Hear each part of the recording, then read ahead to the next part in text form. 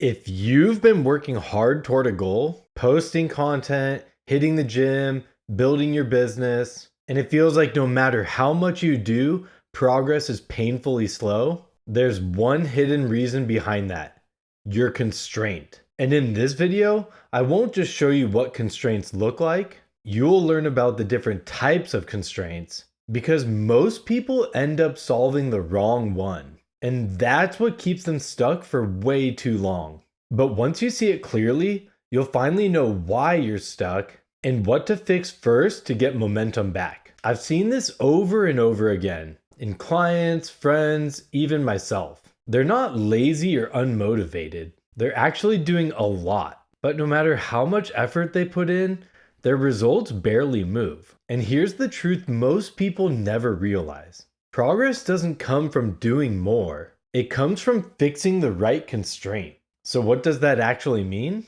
And what does it look like in real life? Let me show you. Because once you see it, everything about how you approach goals will change. Every system, your body, your business, your habits, moves only as fast as its biggest bottleneck allows. If one part is jammed, it doesn't matter how strong the rest is. Imagine trying to write a novel, but checking your emails every 5 minutes during the writing process. You could carve out 4 2-hour writing blocks a day, show up consistently, and still fail to make progress. Because that one habit quietly undoes everything else. That's your constraint. And when you fix it, progress doesn't just resume, it accelerates. So the goal isn't to optimize everything. It's to find that single point of resistance that's stopping everything else from working. But here's where people get stuck. Constraints don't always look the same. And that's what makes them so sneaky. Constraints come in all shapes and sizes. But there are 4 key types that show up over and over again. And identifying the right one helps you solve it fast. Let's go through them. The first type is a habit constraint.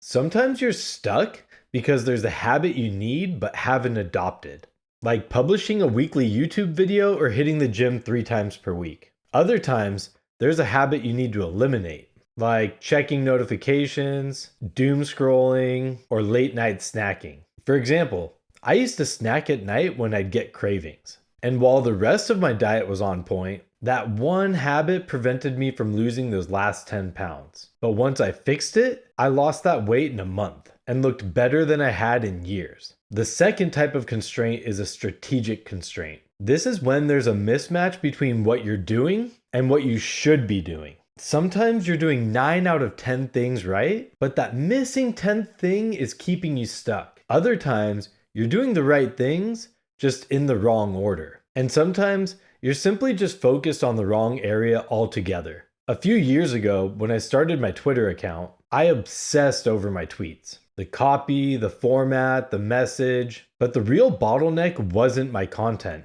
It was connection and visibility. No matter how good my tweets were, they weren't reaching anybody. And the few who did see them didn't care. Once I started commenting, building relationships, and connecting with people, that changed everything. More people saw my content, more people cared what I had to say, and that helped me build a 34,000 follower audience. The third type is a skill-based constraint. You're doing the right things, you're just not doing them well enough for them to work yet. This is where most people give up. They think their strategy doesn't work. But in reality, it would work if they improved their execution. When I coached new entrepreneurs, I saw this constantly. They'd land their first 2 clients and get excited, but then those clients wouldn't get good results. And instantly their motivation would crash because they thought, it doesn't work. But the strategy wasn't the problem. They just hadn't built the skill of leading people to success yet. But those who stuck with it saw their 5th, 6th, and 7th clients getting better and better results. Once that clicked,